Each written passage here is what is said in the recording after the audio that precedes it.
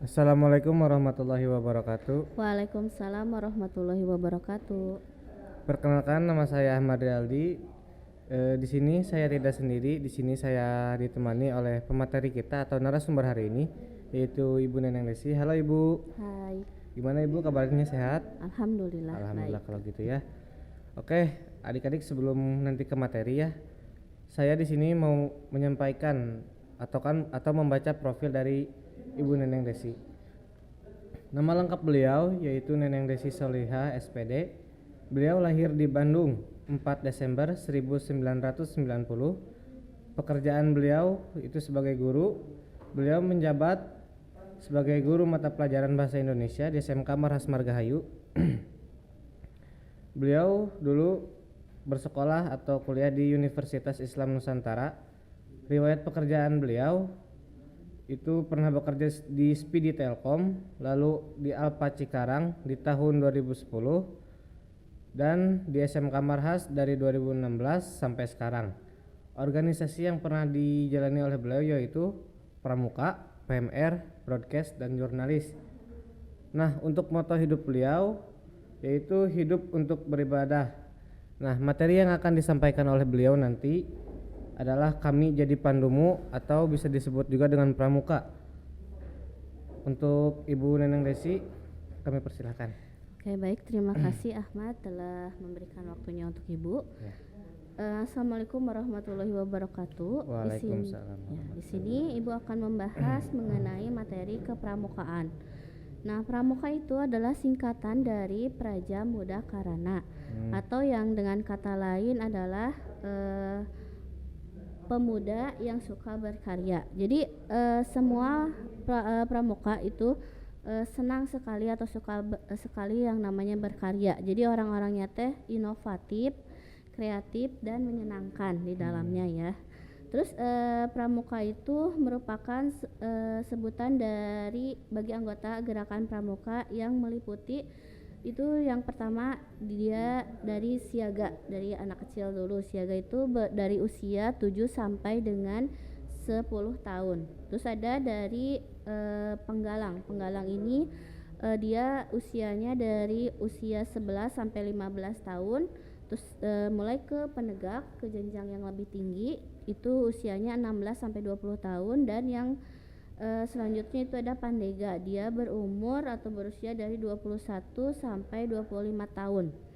Nah, sedangkan yang dimaksud dengan kepramukaan adalah proses pendidikan di luar lingkungan sekolah ya, atau di luar lingkungan keluarga, dalam bentuk kegiatan menarik, menyenangkan, terus sehat, teratur, terarah, praktis, dan dilakukan di alam terbuka ya. Jadi dengan prinsip dasar kepramukaan dan metode kepramukaan yang sasaran akhirnya yaitu pembentukan watak, terus akhlak dan budi pekerti yang luhur. Terus kepramukaan adalah sistem pendidikan kepanduan yang disesuaikan dengan keadaan, kepentingan, dan perkembangan masyarakat di bangsa Indonesia ya, masyarakat yang waktu itu. Karena pramuka itu pertama kali didirikan itu tahun 1923, di mana kita itu sedang dalam tekanan penjajahan Belanda ya waktu itu. Jadi didirikan juga waktu itu tuh ada yang namanya NPO atau National Pathfinder Organization di Bandung. Sedangkan di Jakarta itu ada NPO atau JPO, singkatan JIPO itu singkatan dari Young Indonesia Pathfinder Organization. Ya, di situ jadi didirikanlah sebuah gerakan pramuka, sebuah gerakan kepanduan, karena pada saat itu kita dalam tekanan penjajahan Belanda. Nah, walaupun dalam tekanan waktu zaman dulu, pemuda Indonesia masih tetap terus berkarya ya. Jadi kalian jangan sampai kalah dengan pemuda-pemuda zaman dulu ya. Karena pemuda zaman dulu walaupun di dalam tekanan penjajahan Belanda, tapi mereka tetap berkarya. Nah, sekarang kita sebagai pemuda nanti penerus bangsa, terutama Ahmad ya. Nah, jadi jangan sampai rebahan terus di rumah, tapi tetap berkarya, menghasilkan karya yang bagus, yang baru, lagi yang inovatif, dan kreatif ya. Siap Bu. Terus sejarah gerakan pramuka atau kepanduan di Indonesia ini bertujuan, ada 2 tujuannya ya. Yang pertama itu memiliki kepribadian yang beriman, bertakwa, berakhlak mulia, berjiwa patriotik, taat hukum, disiplin, menjunjung tinggi nilai-nilai bangsa Indonesia, berkecakapan hidup, sehat jasmani dan rohani. Jadi sesuai dengan pembukaan Pancasila, yang pertama itu ketuhanan yang Maha Esa. Jadi sesuai dengan ideologi Pancasila, gerakan pramuka itu harus memiliki atau harus bertakwa kepada Tuhan yang Maha Esa, harus berakhlak yang mulia. Jadi akhlakul karimah, jadi berakhlak yang baik. Terus nanti untuk kedepannya dia akan di gerakan pramuka itu mendidik para pemuda agar memiliki sikap yang mental yang patriotik yang kuat, terus jiwa dan jasmani rohaninya juga yang sehat dan kuat. Jadi itu. Terus yang kedua, menjadi warga negara yang berjiwa Pancasila ya, tadi sesuai dengan ideologi Indonesia ya, Pancasila. Terus setia dan patuh kepada Negara Kesatuan Republik Indonesia serta menjadi anggota masyarakat yang baik dan bermanfaat. Jadilah pemuda yang bermanfaat untuk Indonesia. Jadi jangan jangan menjadi pemuda yang tidak berguna, tapi Cuman rebahan kayak ya gitu. cuman rebahan atau main game di rumah ya, jangan sampai seperti itu. Terus gerakan pramuka ini berlandaskan prinsip dasar sebagai berikut ya. Yang pertama kan tadi sudah iman dan takwa kepada Tuhan yang Maha Esa. Terus peduli terhadap bangsa dan tanah air, sesama, hidup dan alam seisinya. Jadi kalau pramuka itu kan berhubungan dengan alam ya. Dia pasti nanti akan yang namanya banyak melakukan perkemahan ya di luar.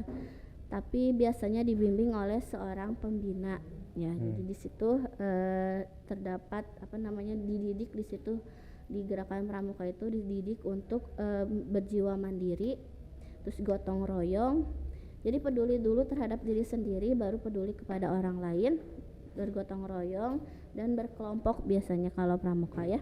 Terus peduli terhadap dirinya sendiri, taat kepada kode kehormatan. Kode kehormatan pramuka kan itu adalah Trisatya ya, Trisatya dan 10 yang dasar dharma itu ya. Jadi itu yang sangat menghormati kode kehormatannya. Terus metode kepramukaan ini merupakan cara interaktif progresif.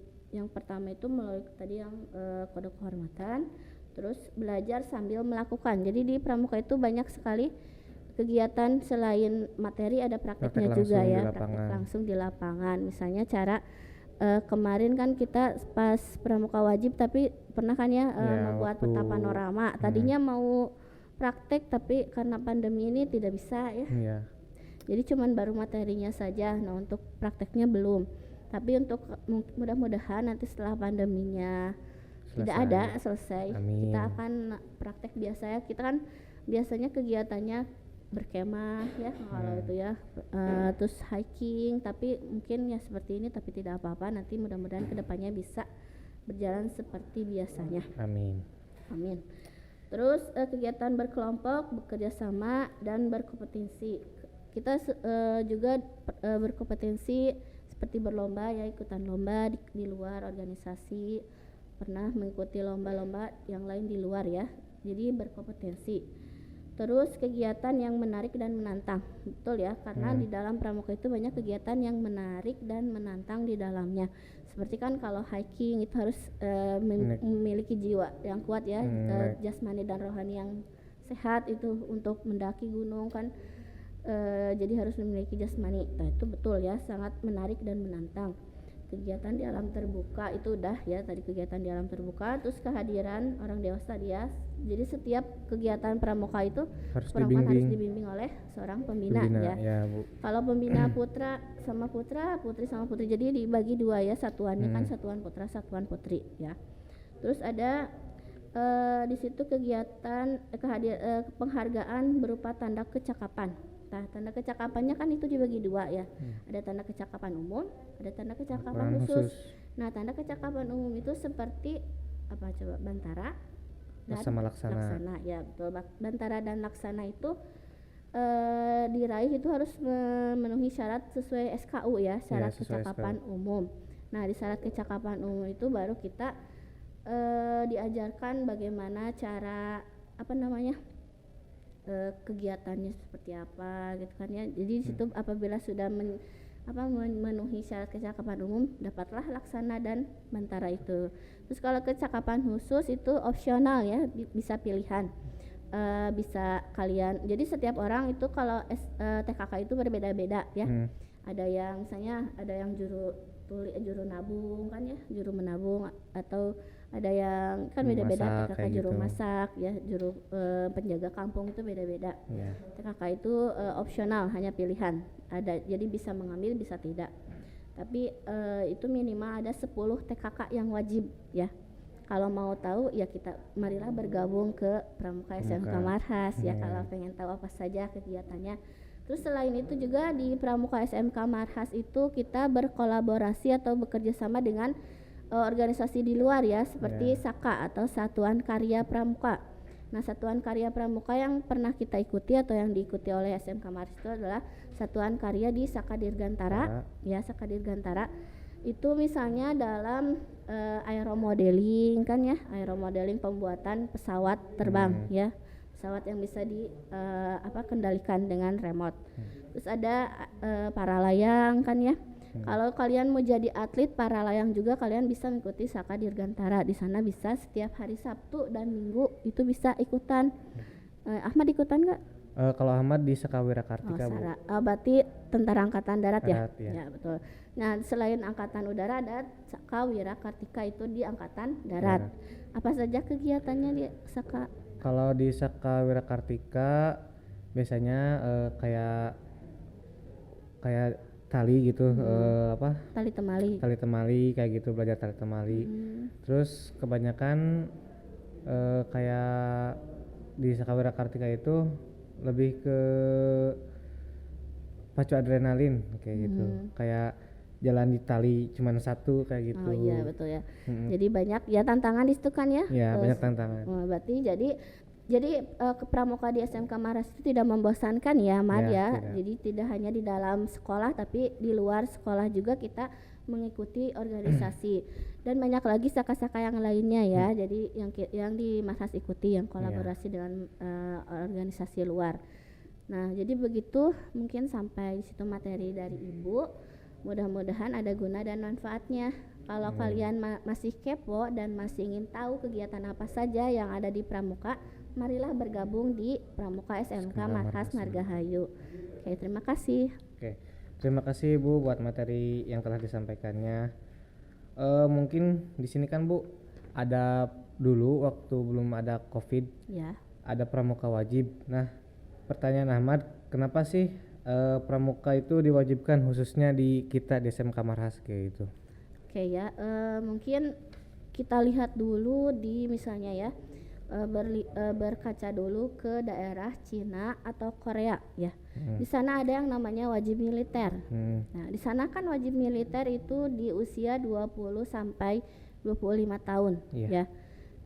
Kan lihat saja, jangankan orang biasa, artis-artis juga, artis Korea kan itu mereka ikutan wajib militer juga ya, meskipun dia ganteng-ganteng tapi kan dia tetap wajib militer gitu ya. Makanya dari itu dilihat dari di latar belakangi dari itu, makanya di Indonesia atau khususnya di Indonesia ya, ada yang namanya wajib pramuka. Setiap sekolah itu mewajibkan untuk mengikuti siswanya mengikuti pramuka ya.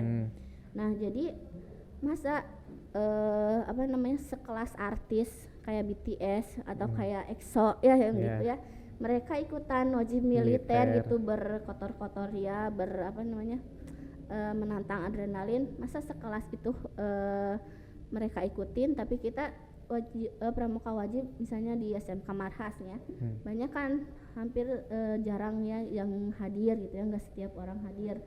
Masa sekelas mereka aja ikutan, masa kita enggak gitu ya. Jadi kalau bisa ya ikutan.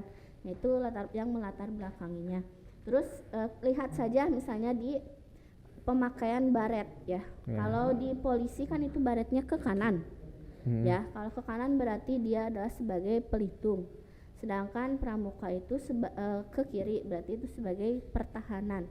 Jadi jadi kesimpulannya kalau bisa di SMK Marhas yang ikut wajib pramuka itu, jadi untuk mempertahankan SMK Marhas bisa ada apa-apa gitu kan, dia menjadi terdepan gitu ya, pelindung, dia sebagai pelindung SMK Marhas. pertahanan sekolah kalau kata lainnya dari itu ya. Jadi seperti itu. Jadi wajib untuk pramuka itu ya, masa gitu seorang sekelas artis Korea aja mengikuti, kita di sini di Marhas hanya wajib pramuka saja tidak, malu kan gitu. Ya, jadi seperti itu. Dan banyak sekali kegiatan yang nanti akan bermanfaat gitu di situ di dalamnya.